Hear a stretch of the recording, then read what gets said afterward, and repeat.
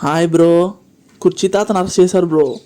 ఎందుకంటే కుర్చీ తాత నోటి దోలే వల్ల. మెయిన్గా కుర్చీ తాత ఒక స్టోరీ చెప్పారు బ్రో, ఆ కుర్చీ మడత పెట్టే స్టోరీ.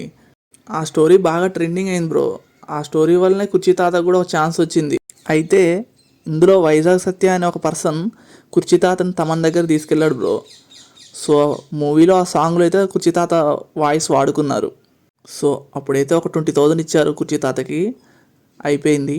ఇప్పుడు ఆ సాంగ్ బాగా ఫేమస్ అయింది, చాలా లక్షలు వస్తున్నాయని ఇప్పుడు కుర్చీ తాత ఏం డిమాండ్ చేస్తున్నాడంటే, నన్ను మహేష్ బాబు దగ్గర తీసుకెళ్ళండి, నాకు ఒక ఇల్లు ఇవ్వండి అని డిమాండ్ చేస్తున్నాడంట. వైజాగ్ సత్య బ్రో, నేను ఎందుకు తీసుకెళ్తా, నేను తీసుకెళ్ళను అని అన్నాడంట. సో అందుకు కుర్చీ తాత బాగా హట్ అయిపోయాడు. అందుకు కుర్చీ తాత బాగా తిట్టాడంట. సో దీనికి హట్ అయిన సత్య పోలీస్ కేసు పెట్టారు. పోలీసులు అరెస్ట్ చేశారు. కుర్చీ తాతను అరెస్ట్ చేయడం కరెక్టా రాంగా మీరేమనుకుంటున్నారు కామెంట్ చేయండి.